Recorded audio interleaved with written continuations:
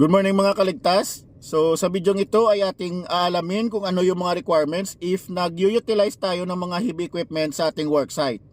So mapa-construction man yan or mapa-planta. So ano nga ba yung mga requirements during the conduct of inspection ng DOLE or ng Department of Labor and Employment.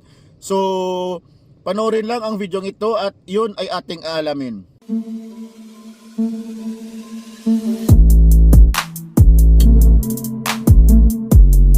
Bago natin alamin yung mga requirements na yon, alamin muna natin kung ano yung tinatawag na heavy equipment. So based sa ating Yellow Book or Occupational Safety and Health Standard na book, ang definition po ng heavy equipment ay those equipments or motorized equipment na more than 1 ton or 1,000 kilograms at saka more than 10 horsepower, no? Kung hindi po ito nami-meet yung dalawang requirements na to, hindi po siya kino-consider as heavy equipment.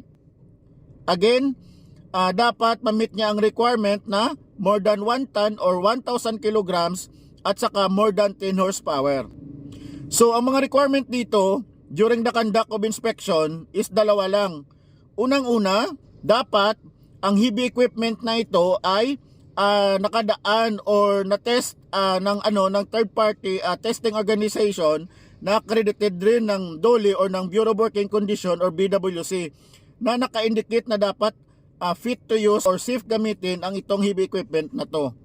Pangalawa, dapat yung mga operator nito ay may TESDA in situ or training skills in situ coming from TESDA. So kung ano man yan, bulldozer man yan, roller, or backhoe, or even crane, dapat may kaukulang TESDA in situ na skills national skills certification, no, coming from TESDA. So yun lang yung pinakadalawang basic na requirements.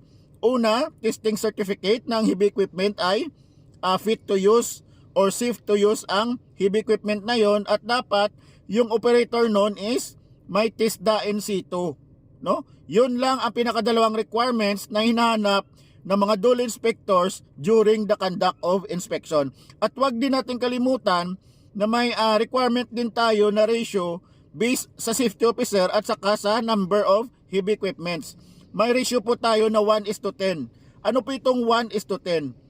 Ibig sabihin, in every 10 heavy equipments, dapat may 1 assigned safety officer.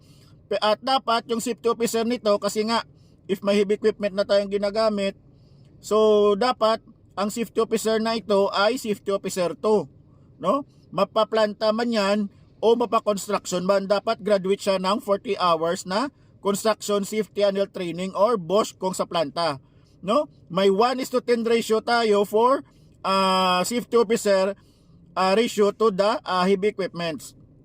So kung nagustuhan nyo ang video ito, paki-like na lang and then paki-share, at huwag pong kalimutang mag-subscribe para ma-update po kayo sa mga susunod ko pong mga OSH vlogs.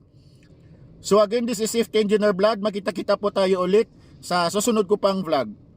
Thank you and God bless.